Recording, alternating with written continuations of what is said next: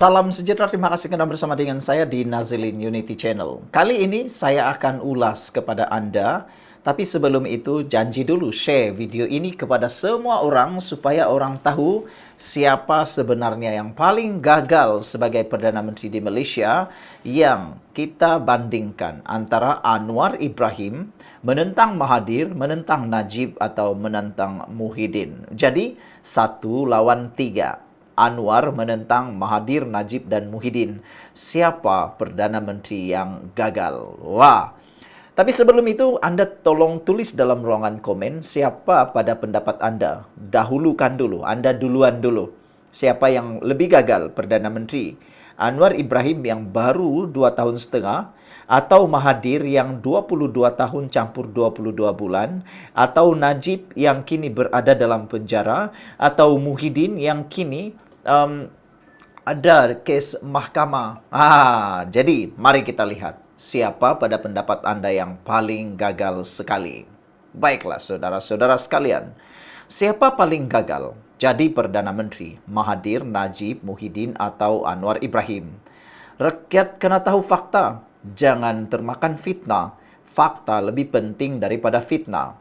Bukan ikut emosi. Hari ini kita bongkar siapa sebenarnya Perdana Menteri paling gagal dan kenapa Anwar masih pilihan terbaik untuk Malaysia. Oke, jadi tolong tulis dalam ruangan komen. Tapi sebelum itu, saya nak perkenalkan dulu, ini adalah punca kesihatan kita. Transfer Factor for Life, terapi imun yang meningkatkan daya imun badan kita sehingga 400%. Ini meningkatkan daya imun badan kita. Tapi secara umum dan ringkasnya, kita kena penyakit karena imun badan kita yang lemah.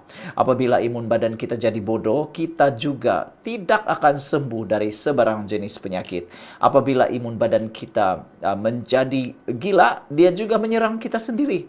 Tapi dengan adanya Transfer Factor for Life ini, ia mendidik, menguatkan dan merangsang imun badan kita bertindak dengan tepat, mengenal pasti musuh yang perlu dikalahkan dan mengenal pasti rakan yang ada dalam tubuh badan kita. Dengan peningkatan daya imun badan kita secara ringkasnya, kita boleh sembuh daripada sebarang jenis penyakit. Dan ini ialah produk yang diiktiraf oleh seluruh doktor di seluruh dunia dan di Malaysia, juga lulus KKM dan ada sijil halal. Kalau ini kali kedua Anda menonton video ini dengan produk ini, mungkin Tuhan sudah membuka jalan untuk Anda mendapatkan kehidupan kesihatan impian Anda melalui Transfer Factor for Life ini. Jangan tangguh-tangguh hubungi nombor yang tertera. Baiklah saudara-saudara sekalian. Mahathir, legenda, lama tapi gagal baharu. Mahathir jadi Perdana Menteri selama 22 tahun dan comeback semula pada usia 93 tahun. Tapi ironinya yang terbesar, 2 kali jadi Perdana Menteri, 2 kali tumbangkan kerajaan sendiri. Dia tinggalkan negara dengan kronisme, monopoli korporat dan paling parah, perpecahan kaum yang makin parah menurut netizen. Rakyat undi PH pada tahun 2018, Mahathir khianat. PH tumbang sebab Mahathir letak jawatan secara mengejut dan memberi laluan kepada pengkhianat langkah Sheraton. Dia bukannya reformis, dia perosak legasi reformis.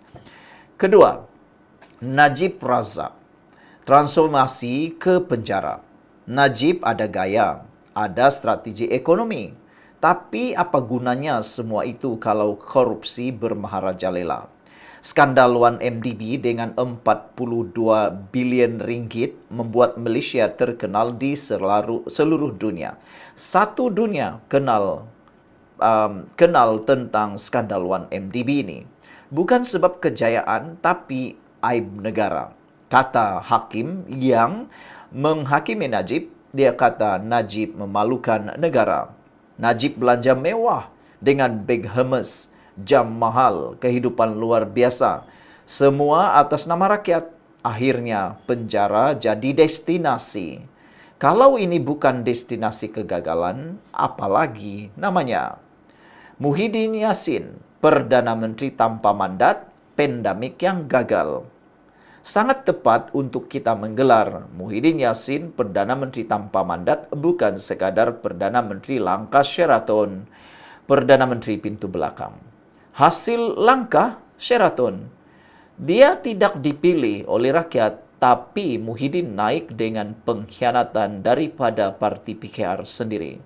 Zaman dia, rakyat sengsara. Ini kali pertama rakyat mengangkat bendera putih di negara sendiri. Belum ada perang. Tidak ada perang.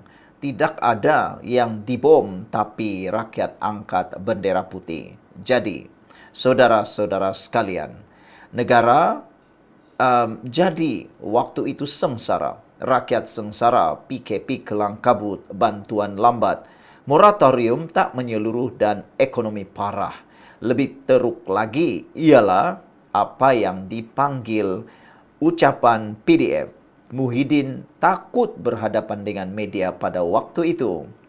Projek Jana Wibawa 700 juta ringgit kini dalam siasatan SPRM, termasuklah Muhyiddin disiasat dan menantu Muhyiddin kini entah kemana.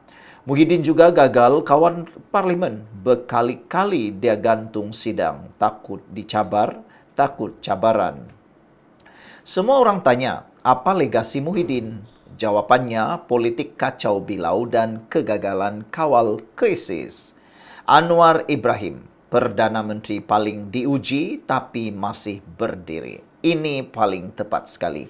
25 tahun, Anwar Ibrahim tidak berganjak langsung dengan prinsip beliau. Sudah beberapa kali ditawarkan jadi Perdana Menteri melalui langkah yang tak betul.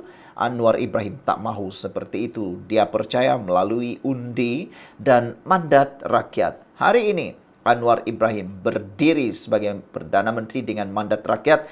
Walaupun pernah diramal oleh Mahathir, tak akan jadi Perdana Menteri. Tapi di usia Mahathir 100 tahun, dia sempat menyaksikan betapa gahnya Anwar Ibrahim bukan sekadar di Malaysia, tetapi di seluruh dunia. Berapa ramai pemimpin boleh survive? Penjara, fitnah, dipenjara semula, difitnah semula. Berulang kali dipenjara dan difitnah. Dan akhirnya jadi Perdana Menteri. Anwar bukan naik dengan kroni, bukan naik dengan pengkhianatan. Dia dipilih oleh rakyat. Ekonomi kini makin stabil. Ringgit mengukuh, pelaburan masuk, Tesla, Amazon, Google semua datang ke Malaysia. Anwar Ibrahim buat reformasi institusi dengan SPRM, kehakiman dan pemisahan kuasa mula diperkuat. Tapi orang marah sebab subsidi dikaji semula. Tapi Anwar tak mahu popular, dia mahu bertanggungjawab. Satu-satunya Perdana Menteri yang tak ada kes rasuah, tak ada skandal peribadi, tak ada kroni kayangan.